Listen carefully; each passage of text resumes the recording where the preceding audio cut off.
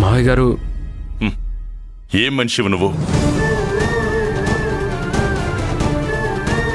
ఇలాంటి వాడి కోసమా నా కూతురు నువ్వే కావాలి అని ఏరుకోరి పెళ్లి చేసుకుంది.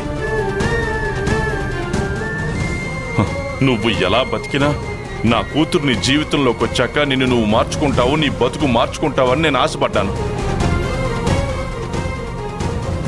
కానీ నువ్వు చేసిందేంటి? చివరికి నా కూతుర్ని నీ స్థాయికి తీసుకొచ్చావు. ఇలా రోడ్ల పక్కన ఇడ్లీలు దోశలు వేసుకునే దుస్థితికి తీసుకొచ్చావు.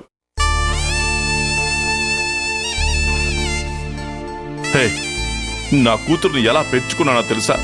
కాలు కింద పెడితే కందిపోతుందేమోనని నా అరిచేతుల మీద పెంచాను. అలాంటి నా బిడ్డ నిన్ను ప్రేమించి పెళ్లి చేసుకుంటే దాన్ని ఇలా వీధిలో వంటలెక్కం చేస్తావా? మావయ్య గారు. మాట్లాడుకో. నా కూతురు మెళ్ళలో తాళి కట్టావన్న ఒకే ఒక్క కారణంతో మాట్లాడుతున్నాను. లేదంటే నిన్ను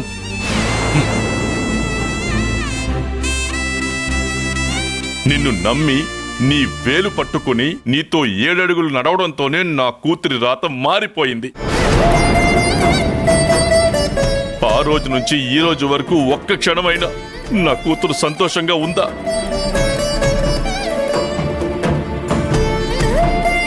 నా కూతురు నువ్వే కావాలి అంటే తన స్థాయికి నిన్ను మార్చుకుంటుంది అని ఆశపడ్డాను. కానీ నీ స్థాయికి తనను తీసుకొస్తావని కల్లో కూడా అనుకోలేదు.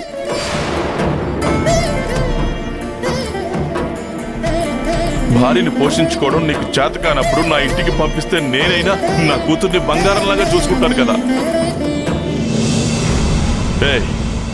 నా జీవితంలో నాకే తెలియకుండా నా బిడ్డను నీకిచ్చి చాలా పెద్ద తప్పు చేశాను.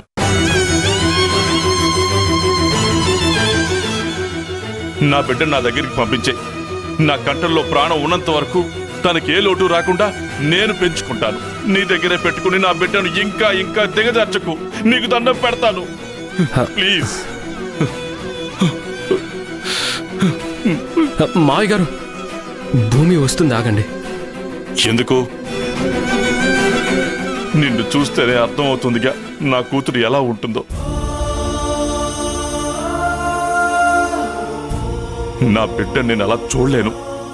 అందుకే నీ చేతగాని బతుకు నువ్వే బతుకు. నా బిడ్డని నా దగ్గరికి పంపించాయి. ఈ ఒక్కసారికి చెయ్యి ప్లీజ్. అంతే చాలు నాకు.